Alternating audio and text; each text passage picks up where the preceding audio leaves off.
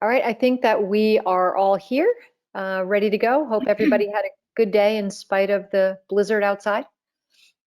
So with that, we will jump right into our first budget center for tonight, which is the fire marshal. So take it away, Kate.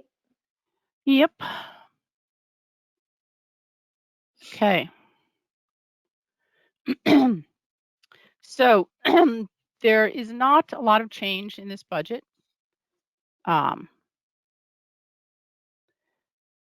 No headcount change at this time. It represents 0.8% of our budget, our overall expenditures.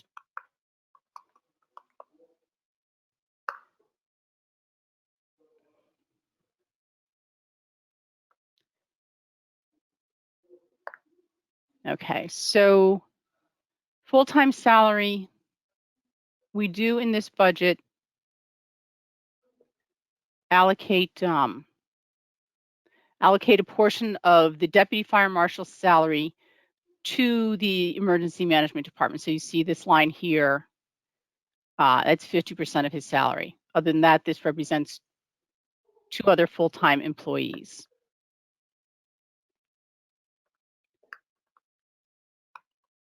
It's going to be a little bit different for me tonight because I don't have 2 screens in front of me, so I might move slower, which maybe you'll like. We do have a little uptick in overtime and slight uptick in dues. Nothing much to speak of there. Office supplies, yeah, it's a large percentage increase, small dollar amount, and I believe that is related. Let's see. It's related primarily to additional supplies for COVID, sanitizer, wipes, etc.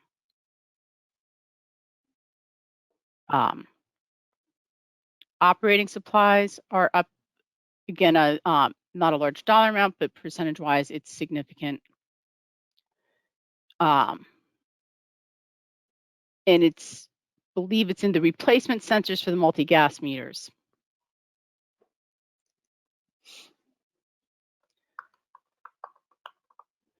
Okay. So does anybody have any questions on the fire marshal's budget?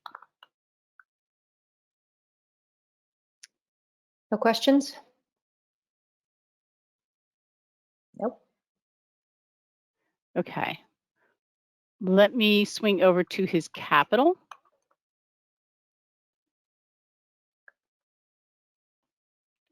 And I don't know, hey, Kip, if you saw what I did there, let me just go back. Going up here to budget, click on that, and then come down and I'll find the RFCNRE. This is where the capital is.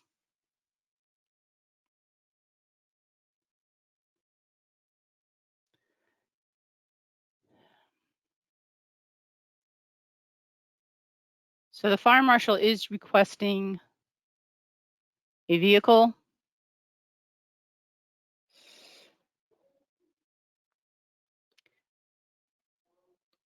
This vehicle would be for the part-timers. We currently have, sorry, I gotta do this. That looks like radio replacement. Oops, yep.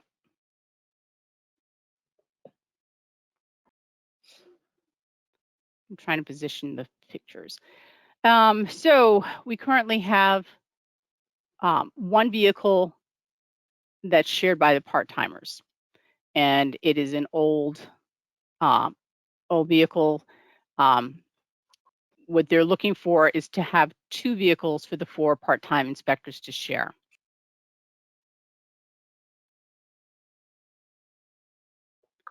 And then radios is just our typical needing to replace radios on a regular basis for all of our emergency personnel.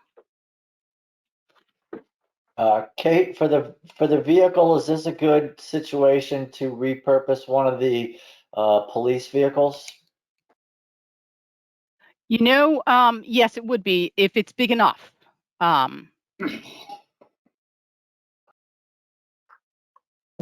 Okay. Because I was just they thinking do need to carry a certain amount of gear. So we do look at that, and I will make sure to No, I was raise just that. thinking the PD has gone to doing SUVs.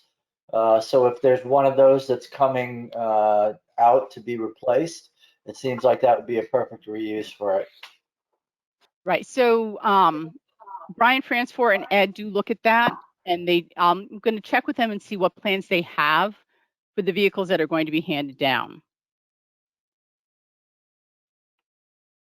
Because I believe those are already spoken for, and that's why this one would be a new one, but I'll check into it.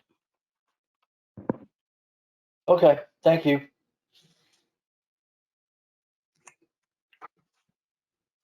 Do we have anything else on the Fire Marshal's capital? Not for me.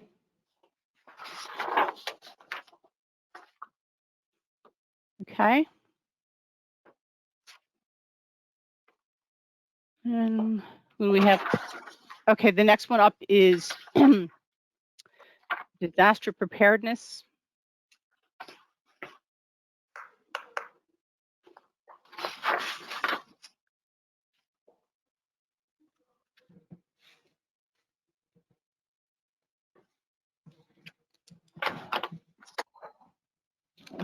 Not a lot of change in the proposed budget. Again, this is 50% of the salary for the Deputy Fire Marshal, who serves as our Emergency Preparedness Director. We're not anticipating any overtime this year, maybe wishful thinking, but slight uptick in the cost of conferences for the Emergency Management Director, and that's, I believe, dependent. It's because of where the location is.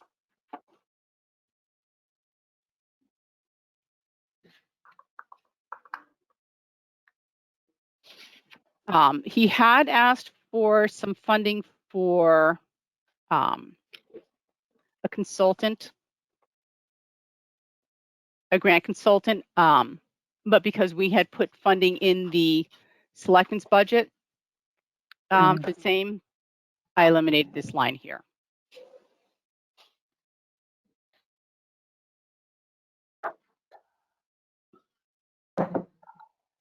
Kate, can you explain why is it you felt it to put it in the Selectmen's budget versus this budget? Because for one, I think while this might be an area where a lot of it happens, it wouldn't be the only place where we could utilize a grant consultant. Right. Okay, fair enough. Can you talk about the program expenses? What isn't happening? What isn't happening? COVID isn't happening, I think. I'd have to go back and look at the detail from last year. I mean, it's an 89% drop. The increase this year was the transfer in of $15,000 for the vehicle sanitizing equipment.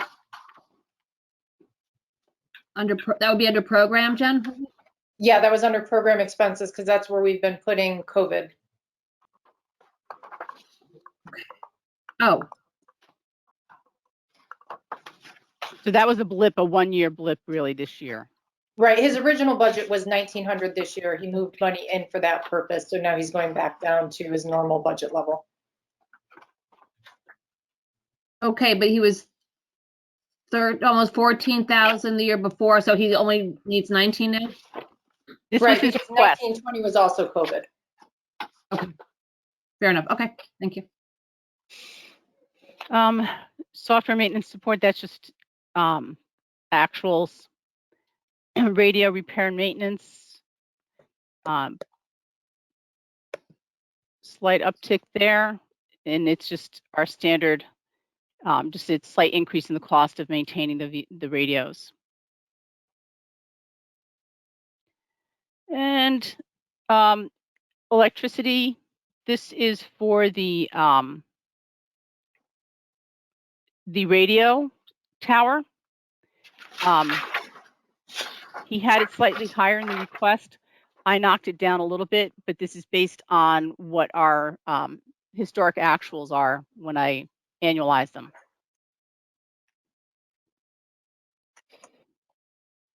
Slight uptick in wireless. and otherwise a stable budget. Kate, is it wise to be budgeting nothing for overtime?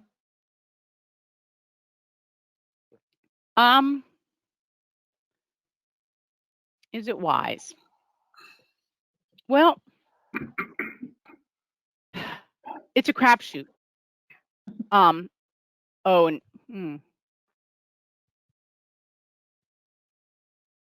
you know what? That is an adjustment I made. I was going to do something else in this budget, and that my adjustment should come back out. Yes, we should have $1,400 in there. That would be a good amount. That needs to go back up.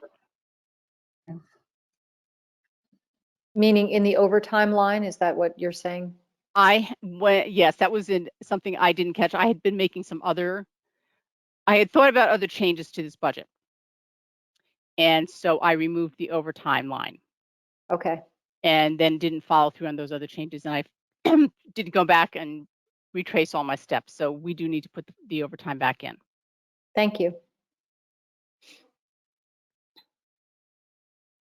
Okay, anything else on this budget? Jen, did he have capital? Kate, I have a question? Yes, sure. Sorry. Was the director on duty today? Yes. Mhm. Number two, why do we need satellite TV and satellite radios? Satellite phones. To be able to communicate in emergencies when when the cellular is not available. Thank you. He did have capital. You did? Okay. Yep.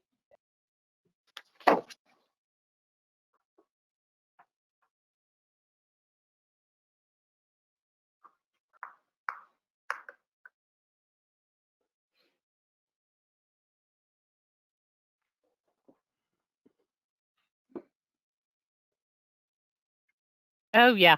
Oh. Hmm. So Mark has requested a drone. One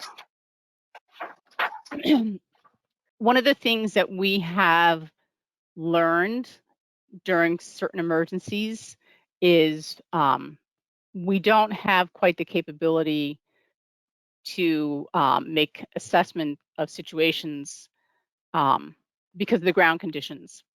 And a drone would assist us in being able to monitor situations and learn a lot more about what's going on.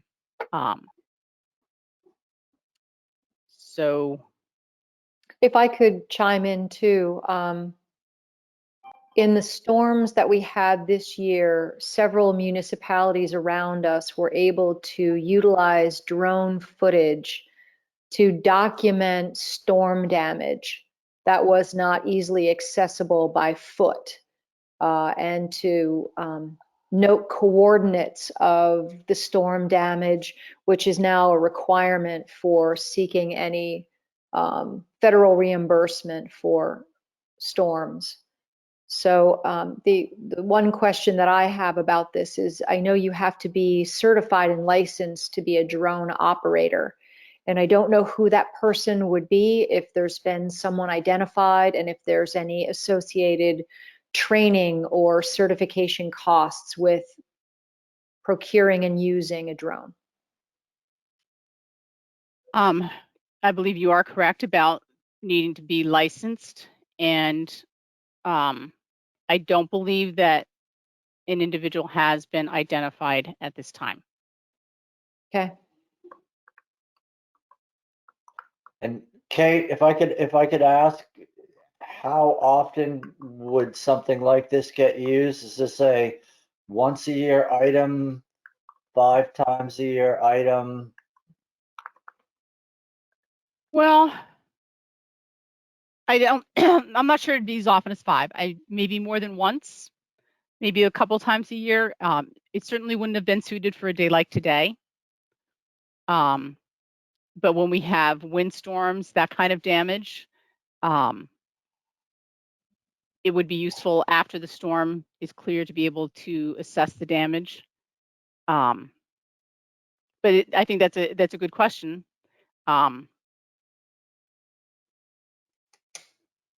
it's a, it's a lot of money for something we're only going to use a few times a year, but when we need to use it, we don't currently have any options. Well, we can chat when we talk about the capital stuff. What I'm struggling with is this a need to have or a nice to have. I'm wondering, can it be combined with the police department? Could they utilize it, that we could kind of spread the utility of this feature? I will ask that question to the chief. I don't think we've raised that with him, but that's a good question. Okay.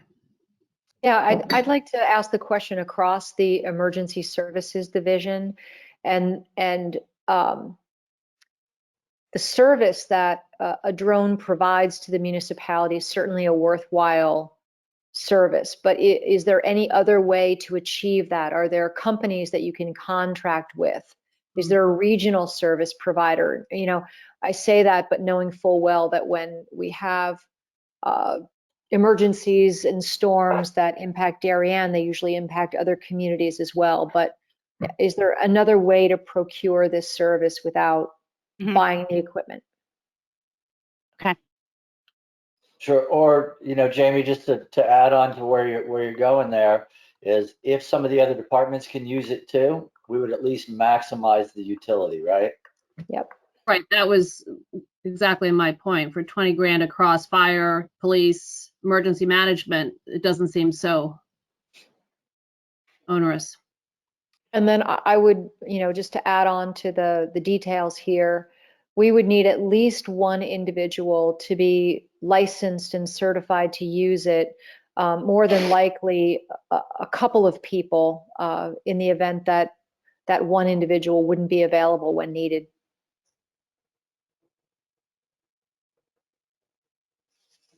I will work on getting you answers to those questions. Thanks. Okay. All right.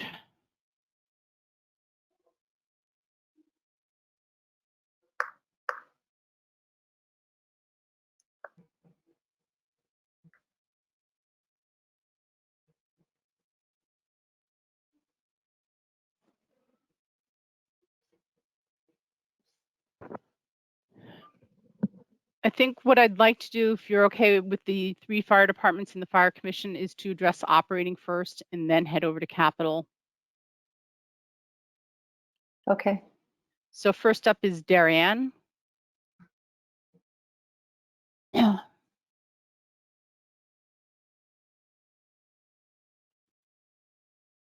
And I want to, point out, as you're looking at these budgets, individually they seem small, but when you take the 3 fire departments and the fire commission and put them together, it's actually one of our larger departments.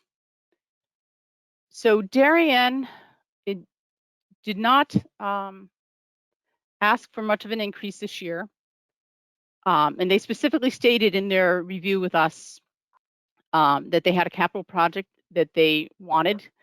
They also understood the impacts of COVID, so they deliberately tried to keep their budget minimal this year. I did reduce their snow removal budget a little bit after today. Maybe that was a mistake. But looking at the history of the last several years, it didn't seem to be needed. The 5,000 didn't seem to be needed. Can I ask about snow? Can I ask about snow removal, because it looks like we have it at each of the 3 firehouses, and if you add them all up, it totals to about $9,000. So I didn't know if there was a chance. I know, Public Works is busy plowing the streets and other municipal buildings. I didn't know if there was a chance that they might be able to do these as well. So David, these buildings are not municipal buildings. They're owned privately by the fire departments. Yeah. Each one owns the buildings. And I'd say one concern I would have with doing that is the Public Works, they work on routes, and they have schedules, And if you had an emergency where the firehouse needed to be cleared, and you're towards the end of somebody's route, they haven't gotten it to you yet. There's that time sensitivity. They can't wait for the public works crew to get around to them. They have to be able to move quickly. Now, I don't know, what their actual agreements are with people. If it's a member they have to do it. I do think there could be potential for savings if we could work, have one contract. There's a lot of things that we buy individually, where if we were to do it, treat it as one department and do things together, we could save some money. But I don't think this is something we can add to the Public Works Department, going back to your question. That's a Okay, similar, I was just fishing for what I could find, Yeah, I understand. Mhm. All right, so trying to get these. I would just like to also interject, David, I think that you'll see there's probably other expenses that are the same across departments, like landscaping and a host of other things. So your comments are on point. I will point out, as you look at these departments, if you've been drilling down into the details, some areas we get better detail than others. And I think in this one, I thought, this is Brian Fransfort, did a very good job showing us what the repairs were on the different things that they needed to do. I don't think, otherwise, like I said, they kept this very stable. Radio repair going down, that was their request. Kate, before you leave, equipment repair, in the prior year, it shows a big refund. Could you explain that? No. Jen?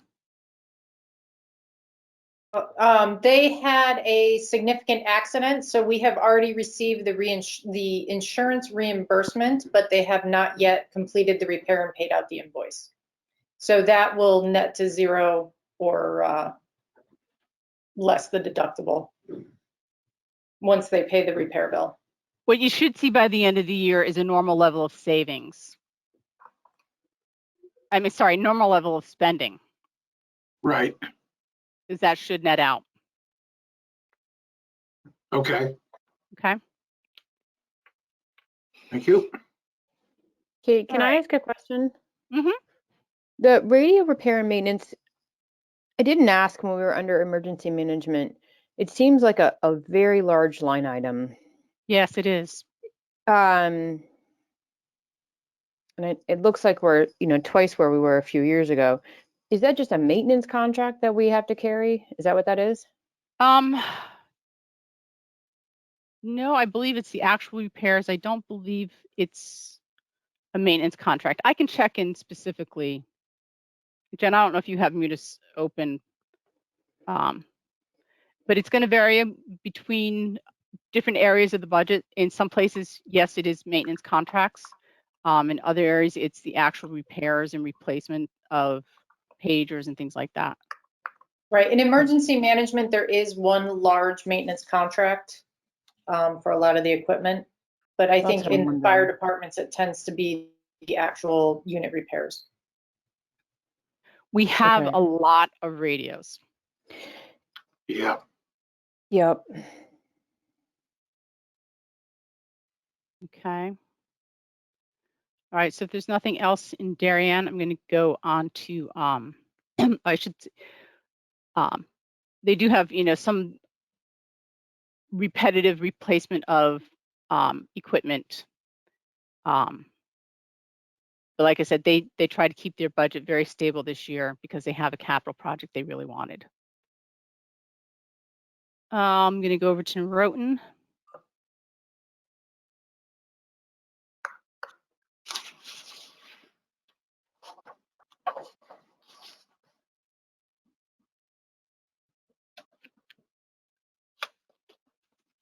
So Noroton had looked for, you can see again, snow removal, their budget was much smaller. I think they might have asked for an increase. No, they didn't. One area where I did reduce their budget, I think was here. No, trying to find where it was. They'd asked for us to pay for their website and email addresses, which I felt, you know, they could use our website and our email addresses. So I didn't feel that we should be paying for that. They have a bit of an increase in facility repair. It's, don't believe we identified where. And you find the different departments break it out differently for us. They have different costs based on their different sizes for the custodial services. It's one of those things that I think we're doing a better job of identifying these, but we still have a ways to go. But, you know, on the other hand, these are volunteers. So, you know, sometimes we ask an awful lot of them in terms of the administrative duties. So I may not be as demanding of detail on them as we are of some of the full-time employees. The potable water, you see that increase, that is based on actuals. They do have some grass that has irrigation. Don't believe the other departments have that. They do not. The decrease you see here, they'd actually put in more than they needed for the life and AD&D. This is based on the actual cost of the policy. Office supplies, that's just looking at what they actually have been spending, trying to be realistic about that. Heating fuel, they are going to be converting, so they're anticipating lower costs for heating fuel when they finish the conversion to natural gas. I reduced their request for Class A uniforms, which is the dress uniforms, slightly to offset some of the increases they were looking for in other lines. You see their, and to try and keep their overall increase to a reasonable number. So significant increase in turnout gear. They're looking to buy multiple pieces.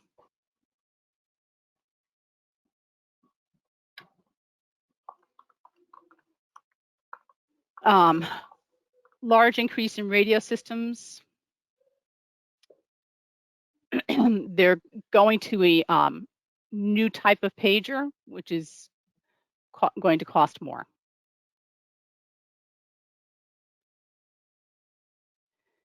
And air cylinders, you know, some of these things, when you look at these items, they're cyclical. It depends on how many of the units need to be replaced each year based on the end of life. So you'll see these numbers tend to go up and down. Kate, the radio system equipment here, is that the equivalent of the radio repair and maintenance in the Darien budget? No, this is actual purchasing of I see. radios. Okay.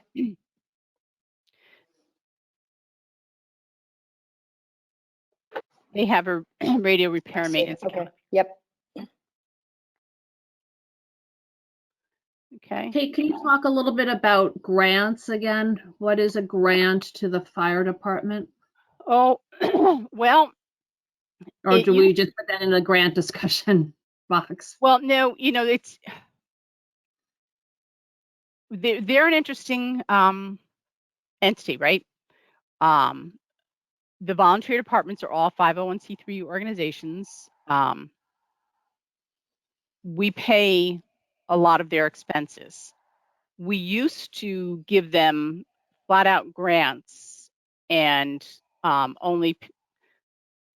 which paid for the operations of the facilities or a portion of it. And a number of years ago, in an attempt to have some more control over how the town funds were being spent, we went to paying the bulk of those operational expenses directly and reduced the grant dramatically. Okay. So we went to a flat $10,000 grant to each of the departments. That is, we don't restrict it. Well, we don't restrict it other than things like, you can't buy alcohol with it, right? Each one uses it in a different way. You can see here what Noroton uses it for.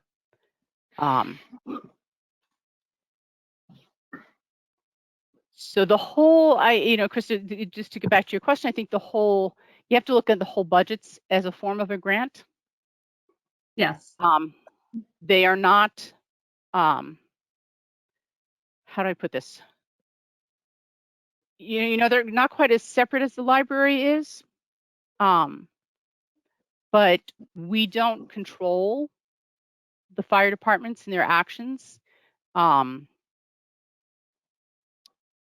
don't control their membership. We don't control the rules of their membership.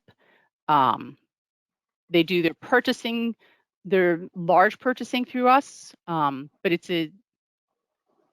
it's not quite the same as a regular town department. So it is very much more like a grant for all of it. Okay, clearly I very much appreciate, as I'm sure every Darien resident does, the volunteer work for such an incredibly vital service. I'm just trying to better understand again how it works. Yeah. And that's, what I think we also need to understand or need to look at, and it's why we have the money for a consultant in the budget. Are we doing this the best way we can do it? Okay, yeah. Are we using our resources in the best way? Yeah, I was going to ask also about professional services on the line up there. Do the 3 departments, fire departments, consolidate that legal accounting work? No, this is, I do believe that 2 of them use the same tax preparer, but this is for their tax preparation and their directors and officers insurance. Right, but looking, back to Darien's, it was a little bit lower. So I was just curious, are they finding any efficiencies and savings by consolidating this? Well, it's one of those areas that, yeah, probably if they all used the same,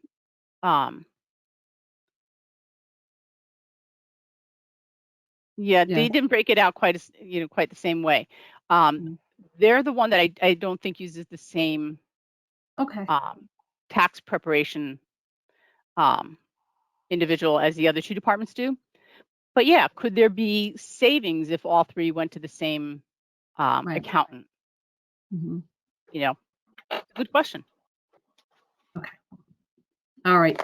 Thank you. Do you have anything more on Noroton? Kate, I just think that the Noroton's budget on equipment repairs is probably one of the better ones because it details exactly what they're trying to get done. They have a whole bunch of different contracts with various, you're talking facilities, I'm talking about equipment. Equipment, okay, let me go back there. In other words, they identify by piece of equipment. By a piece of equipment, yes. What's the amount to be done for each one, which is a very, it's worthwhile knowing because they have a brand new ladder. And that's a good way to do it. It seems to me, which everyone ought to adopt. Absolutely. And the thing is, so here you have $1,500 for your annual preventative maintenance service on the rescue, right? So what happens if they go in and they bring it in and it ends up costing them $2,000? Well, now they know they might need to save somewhere else, or they might need to request a transfer. So it was a really good way for them to do the budget. I just wanted to say I compliment them for that, because that's a good model for the other departments to use and when they get to equipment repair and maintenance. Agreed. Thank you. Okay. Now we're going to head to the heights. And I sent to you before the meeting a request from them for you to consider restoring some of the funds that I'd cut from this budget. And I have to tell you, first off, it was very difficult for me to cut this budget. But their request was 24%, a 24% increase over the prior year. And that was one of the highest percentage increases of any request we had this year. So I really struggled with it and went back to it, multiple times. Where I cut and that they would like to have restored is in the training service line item and in the turnout gear. In turnout gear, they have additional members and they're trying to buy gear for all the new members. And I don't disagree with the importance of that. But it was a significant increase going from 27, they were going up to 49,000, so almost $50,000. Very significant increase. There may be some things that could be traded off. You could maybe take out the dress uniforms for a year to offset the increase in turnout gear. I think, we should come back to this one maybe tomorrow night, so you've had a chance to review all the documentation that was sent. I received that over the weekend. I wasn't able to print it, so I was having trouble with the computers just seeing some of it because it's small. I think we need some more answers from them on training, what their priorities are. One thing we did a few years ago is put funding for firefighter 1 training into the fire commission budget. And then the individual departments bore the cost of, or their budgets bore the cost of other advanced training. So what they were looking for here is EMR refreshers, Officer 1 training, Firefighter 2 training for various members. So I've asked them, further, like, what, how should I put it, which they prioritize. If we can't give them all the money that they've asked for, which of these training opportunities are the priorities? So I'd like to be able to get that information back. And I will say there's been a change in chiefs since we reviewed the budget to start with. So the new chief may have different priorities from the prior chief. I don't know that. But I think, I'm not wed to my cuts, but I'm just trying to explain to you, I felt the overall increase was substantial and we needed to reduce it. Okay, I took a brief look at some of the materials you circulated before this meeting, and I was very happy to see that they have a written policy on Yes. turnout gear. What I don't know is how that policy matches or doesn't match the other fire departments. I did ask the other fire departments to, I didn't ask them about their policy. I did ask them to send me their inventories. But that would be good to know. Yeah. I can follow up with the other departments on that. And I think, one question I had asked as a follow-up, they don't assign the gear based on seniority, but my question really was, and it's because other selectmen have asked this in the past, if you're buying new gear for a new member, but you have an older member, an existing member whose gear is a couple of years older, they're the same size, do you give the new gear to the guy who's been around a while, shows up all the time, before you would give it to, and give the hand-me-down to the new guy who you don't know how long they're going to stay? because selectmen have in the past expressed concern that we buy new gear for new members and then they don't stay. And the whole turnout gear, it's another area where could we do better if we purchased as a group, if the fire commission maintained some kind of spare gear closet that all departments could tap rather than having these spikes in the individual departments. Yes, Sarah. Just a couple of questions. Do we know numbers wise how many members are in each of these departments? Are they similar numbers?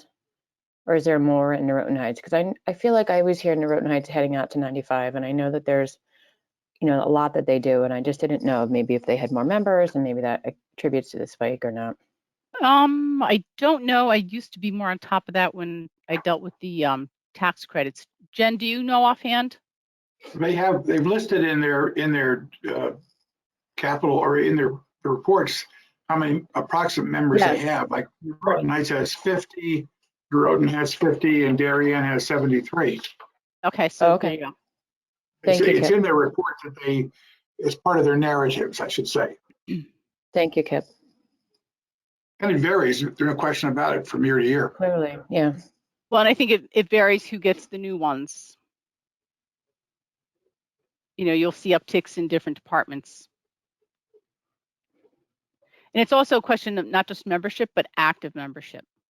Exactly. You might have more membership at one department, but if you've only got a core group of 30 that go to the fires, the fact that they've got 70 doesn't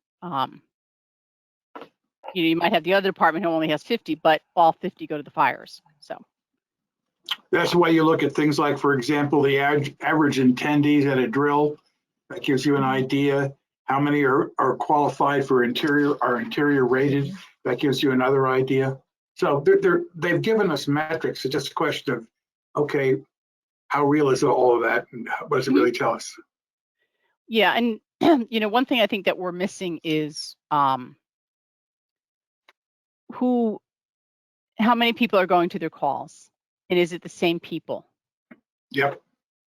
We get a little bit of that through the tax credit because you see the people who have put in enough hours, but some of those hours can be put in through administrative volunteer work. It's not necessarily all going to the calls. So they had an increase in their professional services. This was one adding the mental health awareness. I thought that was an important addition to their budget.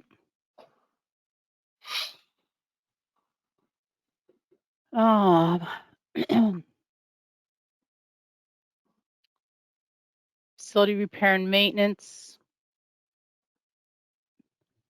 I think they do a pretty good job of delineating what they're spending here on.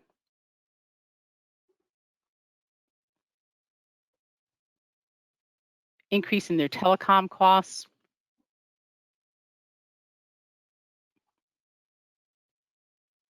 Significant increase in operating supplies.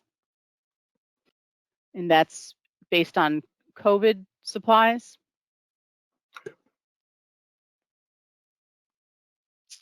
We talked about the turnout gear. Radios, again, with the radio equipment. This is buying it, not repairing it.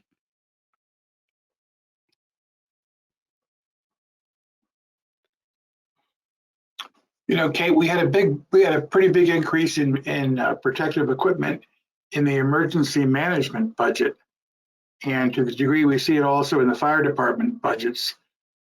Is there any kind of overlap here, or where is emergency management's protective gear going to? I'll have to go back and look at that one. Let me just see. The I don't mean to firefighter. take you backwards. Yeah. So the increase here in the rescue equipment is for rope rescue equipment. Let's go back to that emergency.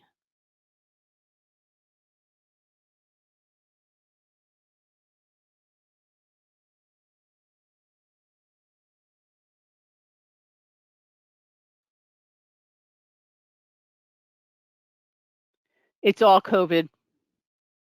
Yeah, I think Kip's question is the expense here in disaster preparedness to supply the other first responder agencies, including the fire departments. Oh, I see what you mean. So exactly. do we need the money in the Noroton Heights budget? Right. Or do we need it in emergency preparedness? One way or the other. I'm Yeah, not trying to cut anybody back. Just want to make sure everyone's thought about it. I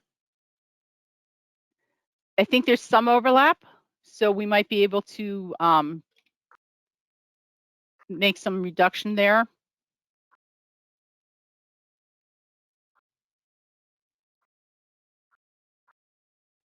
Let me talk to You got to look at Darien and Noroton too, see what Yeah. they've got.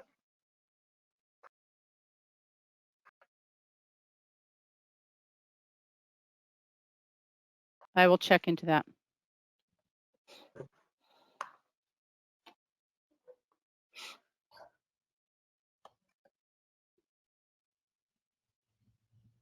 This one was a really, like I said, a very difficult one for me because even with the cuts I made, they were still at a 10% increase, which again is one of the highest increases. So I really struggled with that. So I, I think review the information that I sent you, and if you have, whatever questions you have, follow up with me, and I will attempt to follow up with the chief if I don't already have the answer, so that you can have that discussion at one of your next meetings. Let me hit the Fire Commission.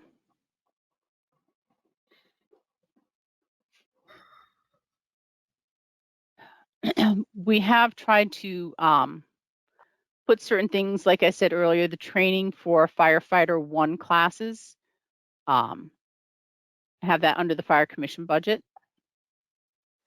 That's $16,000 to do a townwide firefighter 1 class.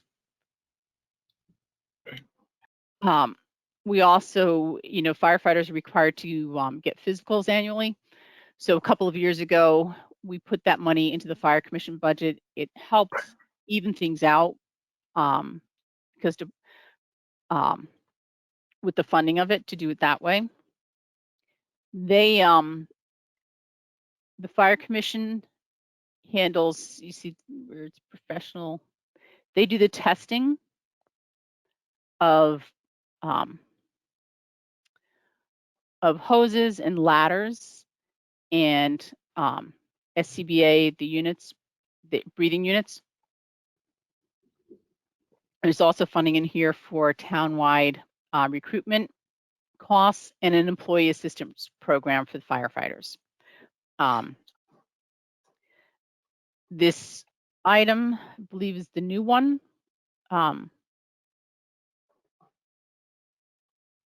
It's an OSHA requirement that we test the air packs annually. That's new this year. Yeah, that's the reason for the increase. Wow, more mandates. Yes. There's a significant increase in facility repair. Just looking there. Yeah, I cut it back a little bit. I feel like they asked for $9,500 for landscaping services to cut the lawn at the drill tower more frequently. I cut a little bit because I feel like they should be able to get a better price. They also have asked for a debris dumpster. And actually, I think that was at the recommendation of our Public Works Department that they get that. So Kate, is the training facility also not a town of Darien property, given its location inside the solid waste transfer station? No, actually, that one we built, we own. Well, if you think about the proximity to the DPW garage, the idea that we're using an outside service to mow that place seems a bit of a stretch, at least for me. I will see if Parks and Rec can take that on. I don't, Public Works can't, but I'll check into that. Listen, I'm just fishing. It's inside the Yeah. transfer station, and it's almost immediately adjacent to the garage. So whether it's I'll see snow if that can be removal or done. mowing or Yeah. any of that stuff that they could do for us would help. Yeah, I'll check into that. Thank you.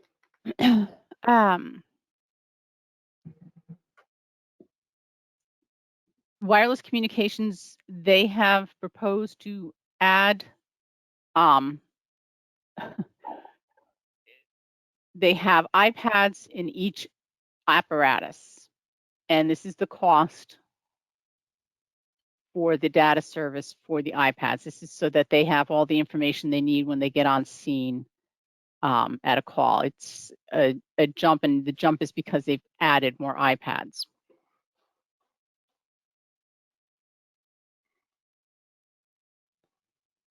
And then the last one, operating supplies. I think we're probably looking at COVID stuff again.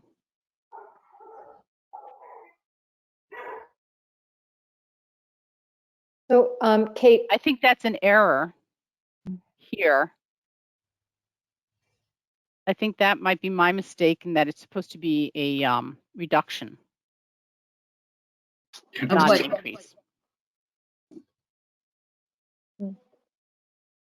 It looks Kate, like I added 3,000 to their request.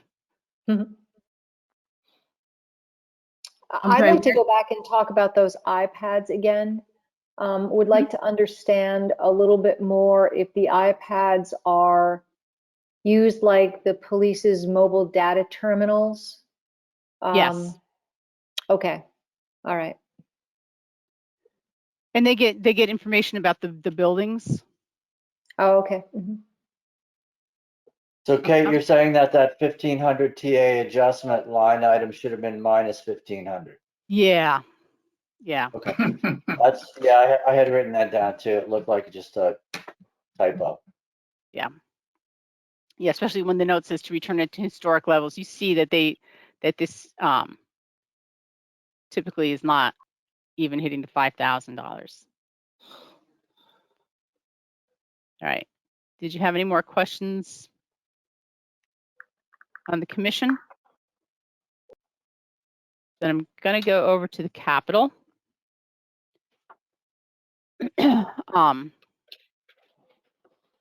Overall, between the three departments and the fire commission, we're talking about $1.2 million in capital. And the thing that I just want to comment on here, just in general, is, you know, we look at them, in particular when it comes to capital, in silos. And I think we're making a mistake in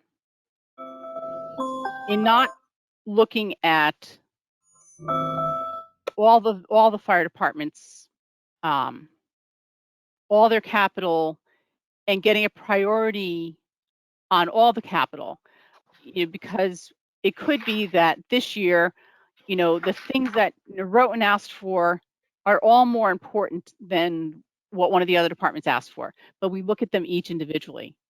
And I think we need to change that, and maybe task the fire commission to give us an overall priority ranking for all the fire department requests. So that said, as I mentioned before, Darien had that one project that they really wanted, the air bottle filling station. And it is just what it sounds like. It fills up the air bottles. The current one doesn't work, so when they need to fill bottles, they go up to the heights. It's not the most efficient. Yes, I was going to ask, all three have an air bottle filling system? You know, honestly, I'm not sure about Noroton. I'm assuming they do. But I believe it's something that we should fund. I see there's no estimated useful life on that request. I would be interested to know what that is. Okay. We also confirm that how they all are doing it currently, if they all do have it. Sure. I know the Heights does.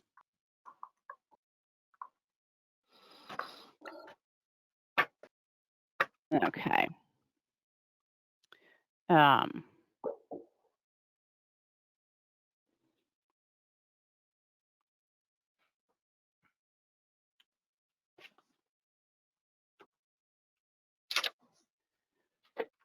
Okay, Noroton.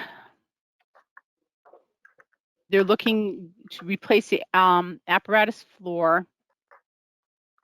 This is something that they've requested a number of times, and we've put it off primarily because we were trying to get them to convert to natural gas, and that should be happening in the next fiscal year. So when that happens,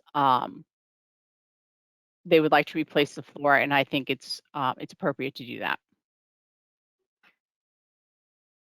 That won't be happening this fiscal year, the gas. They're talking about it happening in fiscal 22. Okay, hopefully early. Yes, hopefully before the heating season. Exactly, okay. Yeah. And you can see they put a picture in of what it would look like. Right. And these bottle replacements, they're pretty much mandated by virtue of. Yes. Right? It's not, Yes. there's no real discussion on that. No.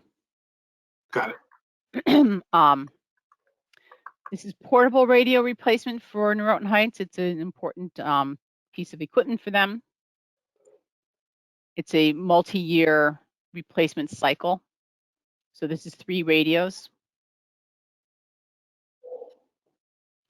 And then like the SCBAs, the breathing units. Again, phase 2 of 4 replacing, they're doing 4 units a year.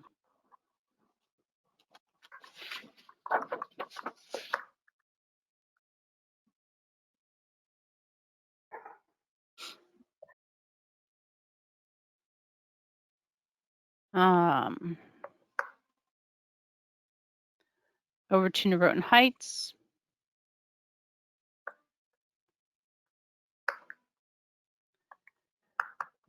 So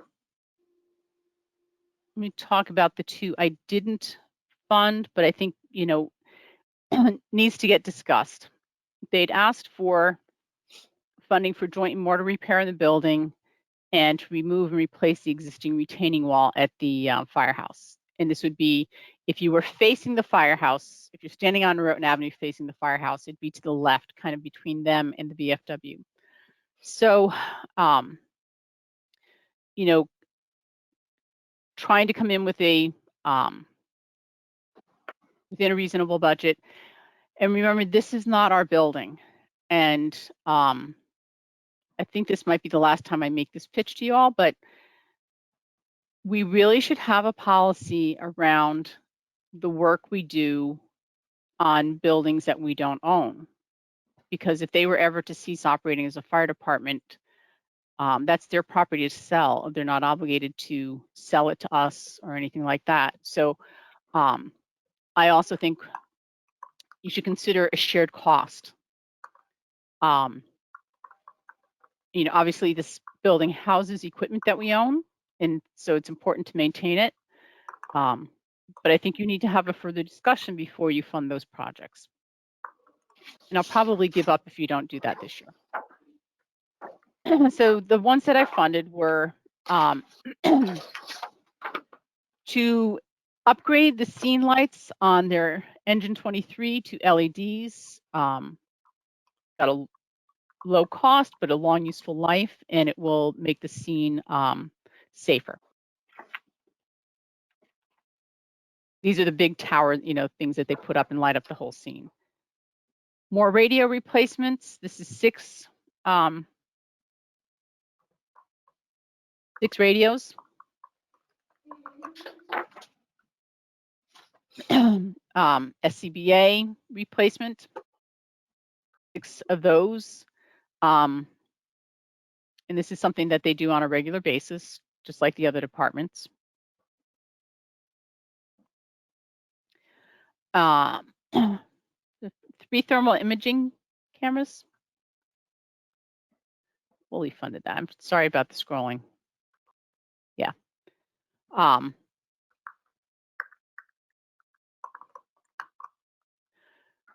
So this is, I think you all know by now what a thermal imaging camera does. And this will replace, if I recall correctly, older units. It's an important fire tool. And as they point out, if we didn't, I think they'd have maintenance cost increase. So then the big number, go to the fire commission. Okay, before you leave that. Yeah, sorry.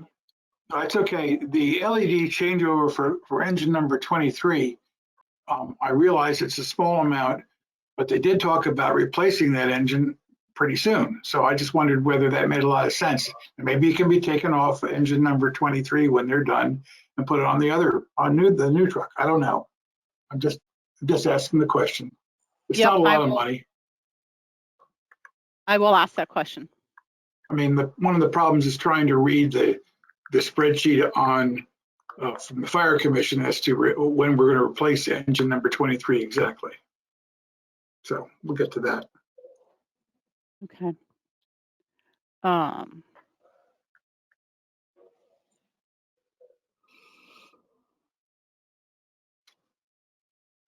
So we'll go to the fire commission and see when engine 23 goes away.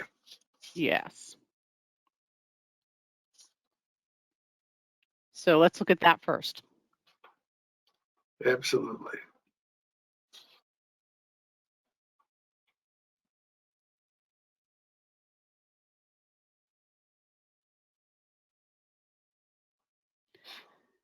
Okay. Engine 23. Yeah, fiscal 23. 5,000 isn't a lot of money to spend for a year or two, but I'm just asking the question. So Yeah. Let me see. I thought they might have told us they could move the lights, but Yeah, if they can, that's great. Yep. let me just, Justin Plank is here, so let me unmute him. Justin, can you answer, would those lights be able to be moved to the new engine? If we don't move them to the new engine, we would be able to find a different use for them, whether we put them on our tanker truck. We could remove them when we replace 23 to put them on a different piece of apparatus and keep a longer use out of them than the next just few years. The reason we asked for the lights for 23, that's the first truck that our new drivers get qualified on. And a lot of times those are the members that are hanging out or that are really around to go on call. So the truck's getting used more and more. So we want to be able to provide the most scene lighting to provide a safer scene for all of our members and everyone involved at the scene. That's fine. Good answer. Thank you. Okay. So let me get back to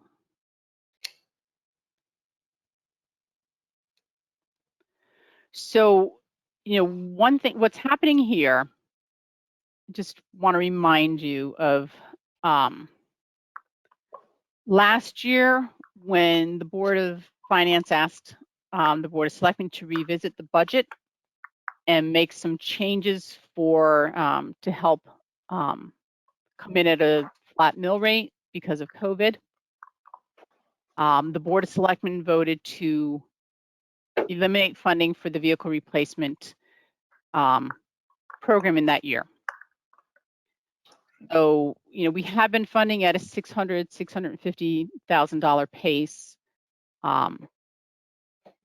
Add to that, in this year, the Board of Finance has changed the method by which they want to fund the vehicles, which brought up the necessary funding for this schedule to $828,000 for fiscal 22.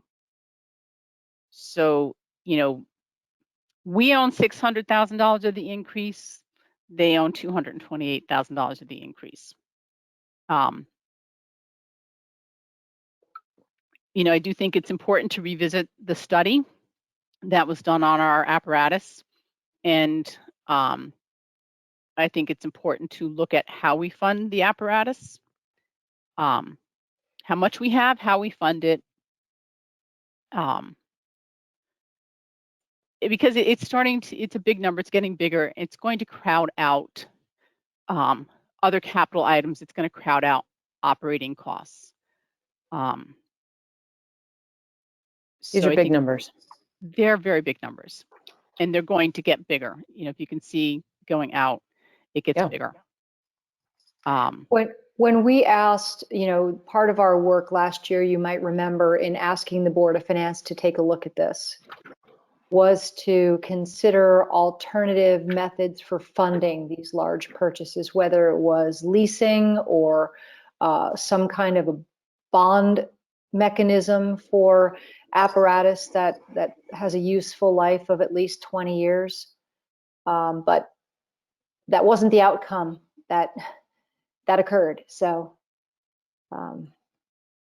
So Jen, the change that they made to the methodology here was they went to a flat amortization schedule, if you will, in terms of the amount that needs to be funded.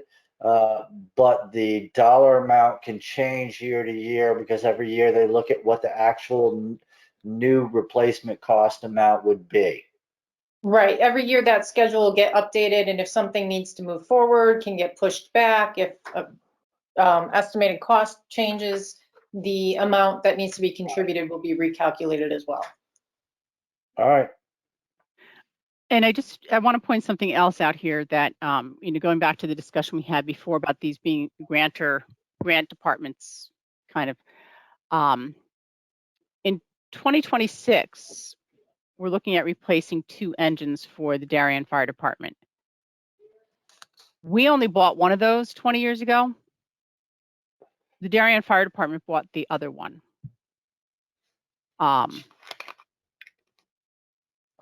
So it's just another wrinkle in how this all works, that we are scheduled to replace this piece of equipment that was essentially donated to us.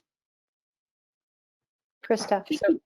Can you clarify, I'm sorry, taking a step back, and it was prompted by your conversation regarding the maintenance to the buildings, but does the town of Darien own any of this? Everything we're talking The equipment, we own the majority of the equipment. Okay, so everything we're talking about equipment-wise, even though it's being utilized by a 501c3, the town still owns. We own the equipment. Okay. We don't own the buildings. Okay, thank you. Just clarifying. And you provide it to the fire departments rent-free, obviously. Yes. Yeah.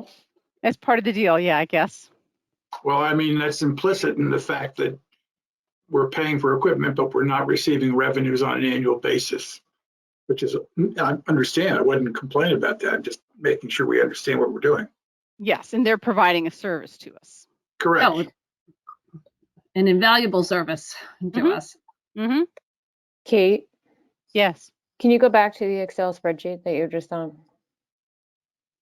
Yes. So next fiscal year, we're replacing 3 engines or Next fiscal 3 year vehicles. is 2 rescues. I'm sorry, a rescue and 2 engines. Got it. So that is Darien's rescue, an engine at Noroton, and an engine at the Heights. And so that'll put a reserve in the negative after purchasing those. Right.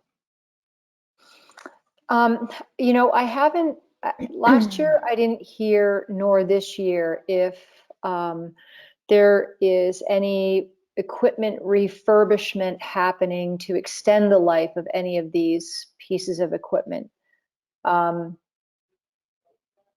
You know, looking at this replacement plan, one would have to ask that, Kate, if you could scroll up just a little bit. You know, if one of those pieces of apparatus couldn't be pushed to fiscal 24,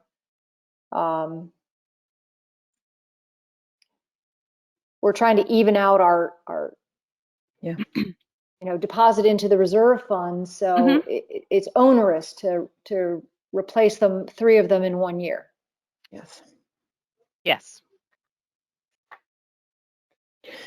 And then can I ask And maybe I a don't dumb know, let me question? just, here just to do a, I don't know that altering it like that would, how much of a change that would have.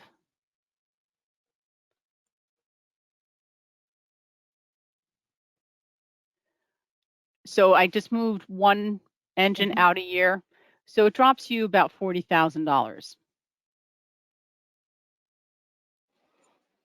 I think the simplest way to express what I'm trying to say is we're looking to level fund our reserves. Could we look at a way to level fund our expenditures? You know, more level our expenditures by spreading out the acquisition schedule. But again, we haven't spoken to the commission to understand the conditions really of these pieces of equipment, or if they would even be able to be refurbished to get a slightly longer useful life. Right. And, you know, and we had been attempting to level fund the reserve with it increasing slightly, you know, year to year.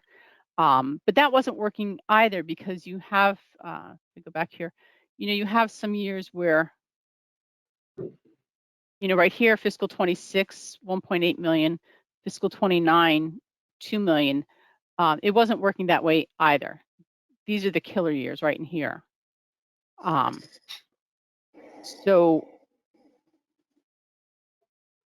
you know, there's a number of things that weren't working that, you know, we're going to need some serious revision. And I think, you know, this plan can work. It's just going to be painful in the next couple of years to get into it.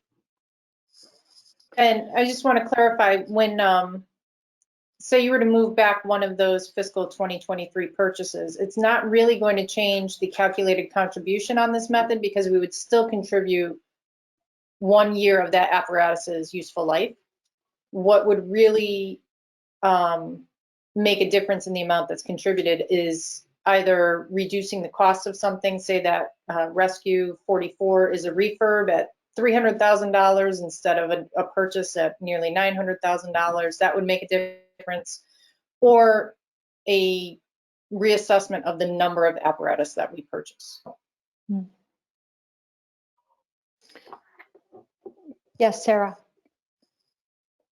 Please forgive me for asking a silly question, but when these vehicles are replaced, is there any way to sell or to get any financial gain from the other vehicles that we're replacing, or are those kept in-house? Like, how is that accomplished? I don't know Yes. how many that we've replaced recently that we could use as an example. We have tried to sell them. Sometimes we've been successful, but the amounts that we've gotten is not significant. It's not a tremendous offset to the Thank you. Sorry. cost. You know, and remember, Jen? we're keeping these 20 years and sometimes more. Sarah, the So one piece of gear that we do have is the yellow fire engine up in Noroton Heights, which has been refurbished, but that's our only old piece of gear that we've held on to. Thanks. So Jen, I'll just ask you to tell us, the Board of Finance is not in favor of bonding any of these pieces of equipment, right? I would not say that they're not in favor.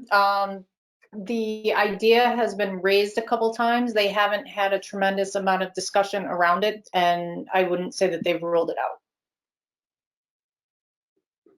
Okay, given the schedule that we're looking at here and the impact where it might start to cannibalize our ability to fund some other projects, is that a discussion that we could stimulate with them? I think that seeing this replacement schedule and the calculation of what the running reserve balance would be and the contributions that are needed will spark some of that conversation. But you, as a board, can certainly, when you push forward your budget, can include that as a recommendation that they review that. Okay, Great. thank you. We do have Frank on the call, so he is hearing all of this. All right, so the other significant item here, $300,000 to update the traffic preemption system. So this is the device that turns the traffic lights to favor the fire trucks when they're responding to calls. It's outdated, so the existing system needs to be updated.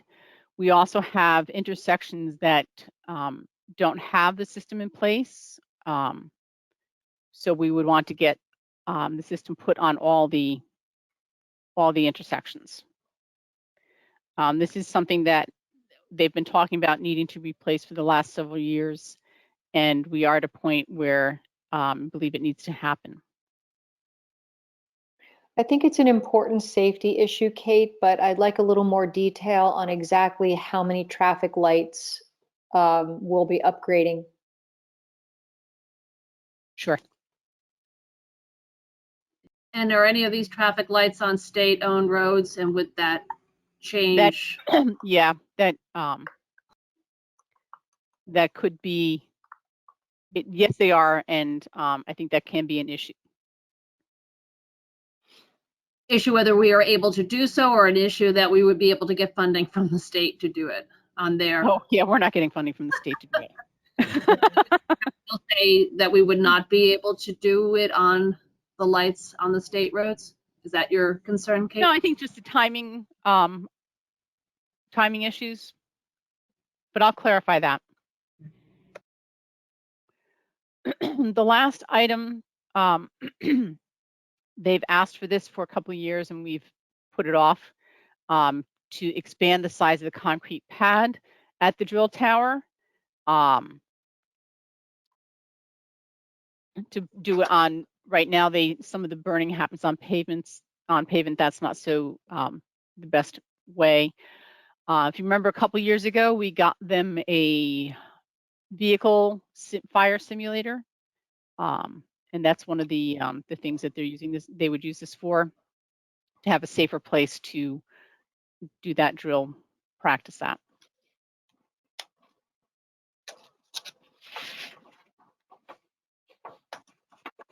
And that is the end of their capital. Is that capital request, would that be then a third party would come in, or who would For the actually? concrete pad? Yes. Yes, we would hire somebody to install it. Yeah. Is that something the town could accomplish At at a lower cost? don't know. It sounds simple to me, but I obviously don't pour concrete, but Me either. Nor does the town. we don't have anyone doing concrete. Okay, that's a good point, No. Kip. Yeah, we do contract that all out. Okay. But I wonder if we could take advantage of any economies of scale when we're pouring, have the Sidewalks. contractor here to pour the sidewalks. Yeah. I'll talk to Ed about that. We're pouring a lot of concrete up at Ox Ridge. Okay, let's redivert them from Ox Ridge and head over there. Okay. Now we're into the fun part of the evening. And Kip, I got the impression you don't agree with me. I'm sorry. What you talking about? Benefits, risk management. Yes, yes. That's where all Wait, the we skipped over EMS. Yes. Skipped over EMS. I'm sorry. Oh, no, because you're right. I skipped them over them. So not to the fun part. Nothing against. Okay, EMS. There is a significant increase here. And the issue we are facing is we have a contract with SEMS for the paramedics. So there's a built-in cost increase this year. We pay the difference between what we've guaranteed them in the contract and what they recoup from billing. And we're seeing the revenue, what they are recouping, drop off. We believe it's less runs due to COVID. So the combination of the increased guaranteed price and the lesser revenue is causing us to put this increase in here. And it is significant. The other big number in here is our CMed service. This is for the dispatching of the post.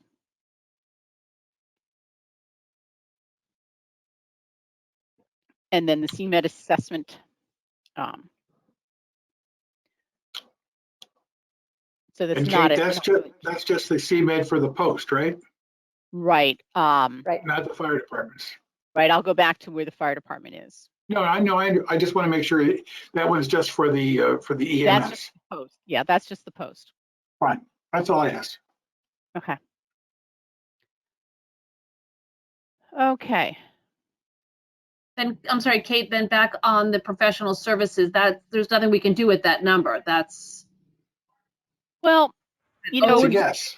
we'd be hopeful that it will come down, that that we'll see the billing. You know, like I said, we pay the difference. We are committed that they're going to get $446,000. Right. And that comes out of either the people who use the transport paying for it, or us. And so there's been a drop off in their revenue. Right. So if that comes up, if the revenue side of it comes up, then this number will come down. But, you know, Jen did an analysis of where we were in an estimate based on what our contract requires and what revenue we're seeing. And we feel this is a reasonable expectation for what we'll have to pay in fiscal 22. Okay. All right. Thank you. Thank you for the analysis, Jen. Now can I go? Okay. We're going to start with employee benefits. And we're going to give you good news. We'd been working with our consultant, and they were working with our carrier. When we put this budget in, we had basically a worst case scenario was our insurance rate was going to go up just under 4%.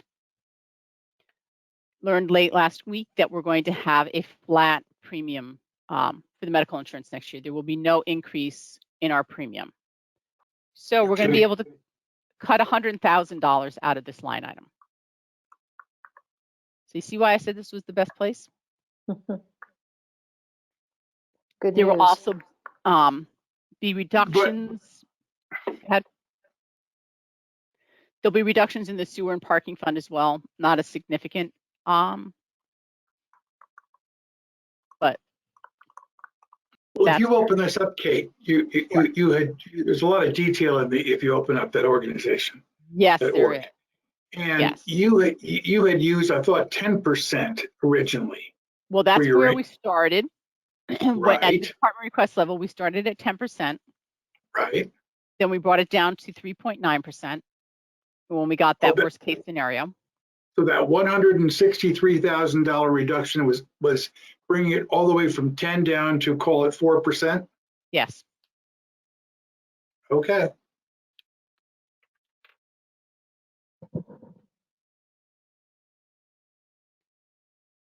Okay. Where am I? So the other thing, and we're looking at flat numbers all throughout here. Employee education tuition is based on employees who are getting advanced degrees in the non-represented employees and town hall union. Police department is carried in the police budget. The other, this is all generally stable. You know, our rates are not going up on these things, but they go up with, some of them are based on wages.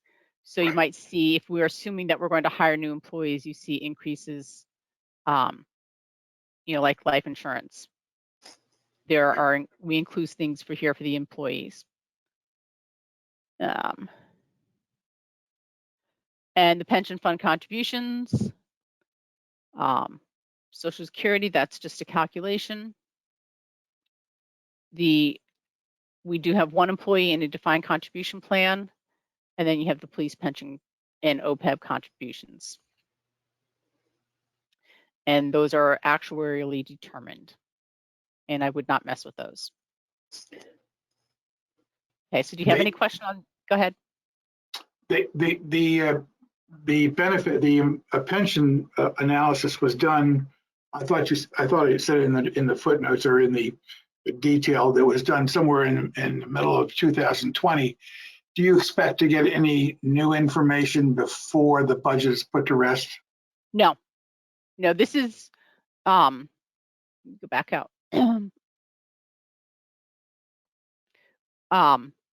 We have evaluation done every year. Right. This year was a roll-up. Last year was a full evaluation. But that's already taken place. It was presented to the pension committee in January, so there won't be a change in that. Okay. I remember one year there was a pending change and right, maybe, when we were talking about changing the mortality tables and changing exactly assumptions, yeah. Okay, so nothing this year. Okay. Nothing this year.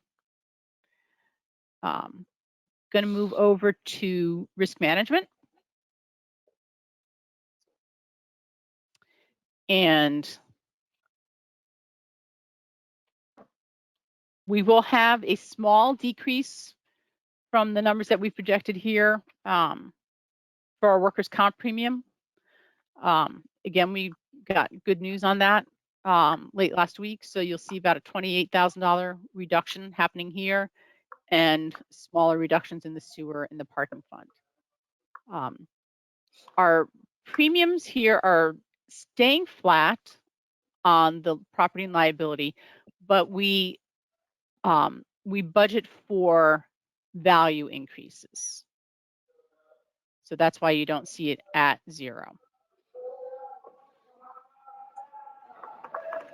Could you open up the comments on workers' compensation? I didn't follow your comments directly.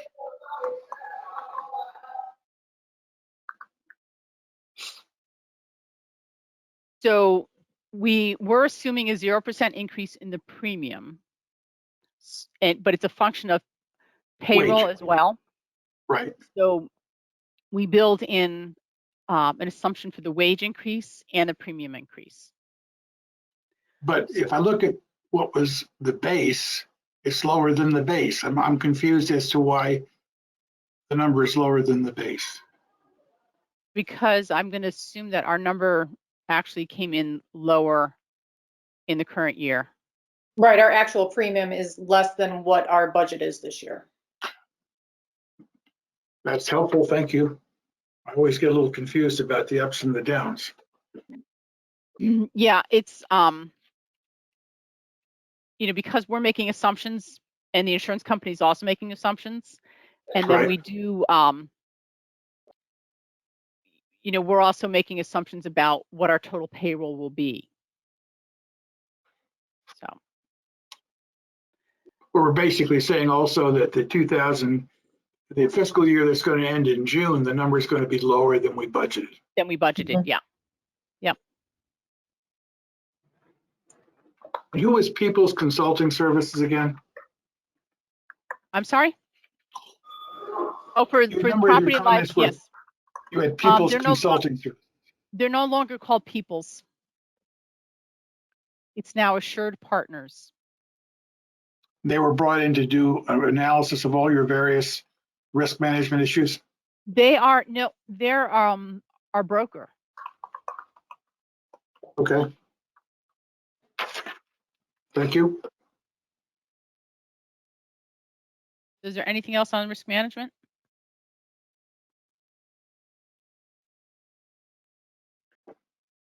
Okay. Except for revenues.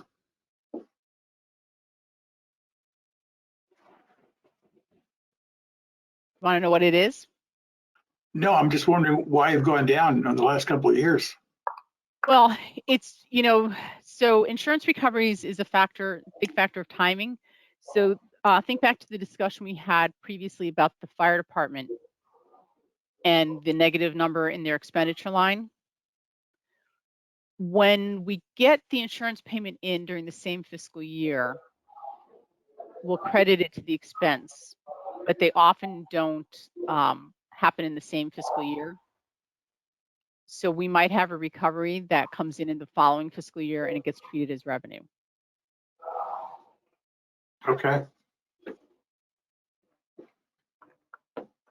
And we're targeting it lower this year simply because that's what we're trending towards.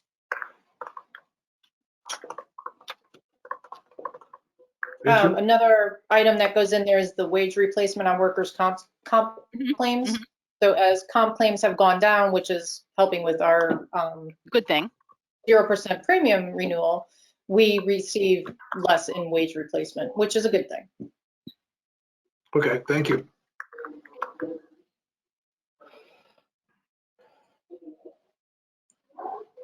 Okay, do we have anything else? That's it. I think that's it for tonight. Are there any other board questions about anything we've reviewed tonight? We didn't discuss the contingency stuff. Is that for the night we talk about capital? Contingency expenses? Well, contingency isn't really an expenditure account. What we budget in contingency, two different things. One is what we call the Board of Finance contingency, and that is for expenditures that come in over budget, unforeseen things. We transfer out of contingency into an expense line. So when you see the base of 229, that's reflecting where it stands now. It started at 300,000 and we've transferred out about 71 to other accounts. Some of this movement you won't see until the end of the year. Right. We've been using $400,000. Go ahead. If we get to the end of the year and there's a remaining balance, where does that money go? What happens Same as to it? any balance in the general fund that's remaining at June 30th goes into the fund balance. And just because I should know this, but I don't, why do we use this mechanism of a contingency account as opposed to just utilizing funds from the general fund when an unexpected expense pops up? So by our charter, the Board of Finance has the right to transfer within already appropriated funds from one account to another.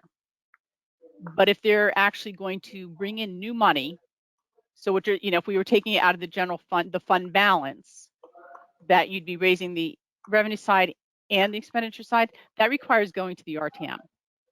Got it. That makes total sense.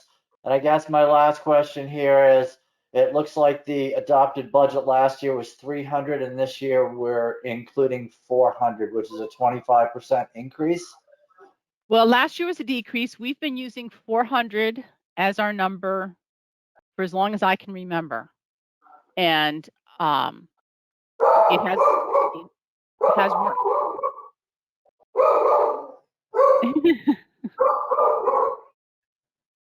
Who's got the dog? Not me.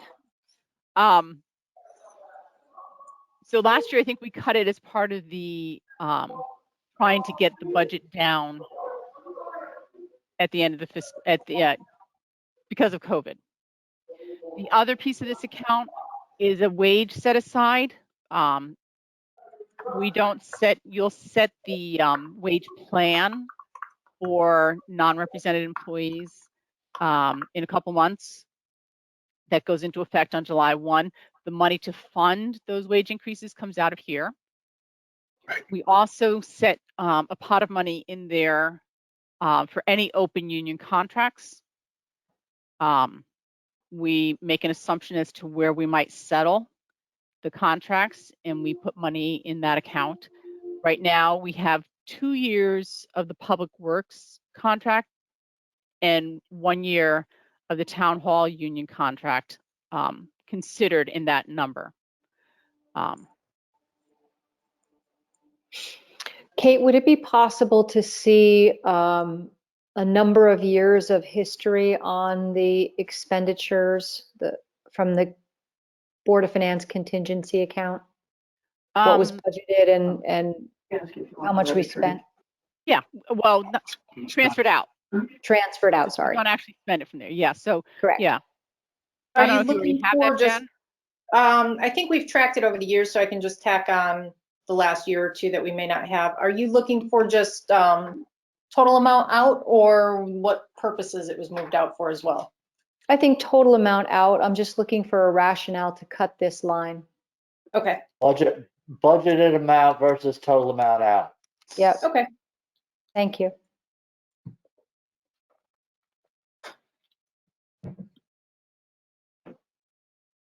Okay. Anything else?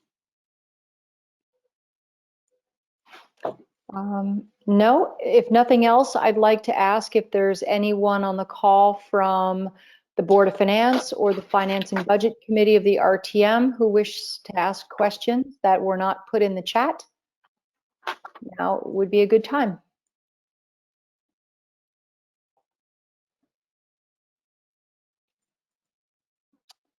I don't I see don't know any if other. Jack is there, but it's Bert. I have no questions. Thank you, Bert.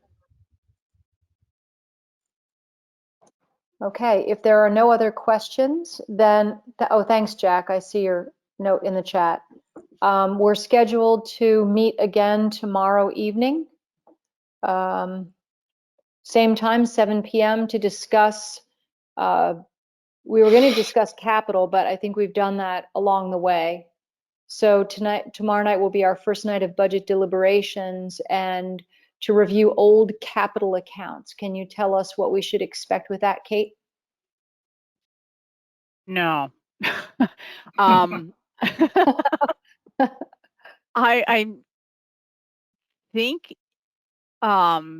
the thought was to look at accounts that had not been fully utilized. Isn't that work that the Board of Finance has been Board doing? of Finance typically does that. Okay. But I'm trying to remember last year, I think you guys wanted to take a look at it as well.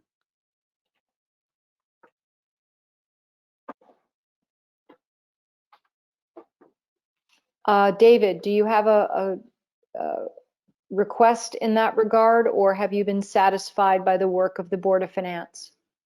Well, I know the work that the board did in their first round, Jen, you can correct me if I get the numbers wrong, or roughly they identified about $349,000 or somewhere in that ballpark that was returned to the general fund.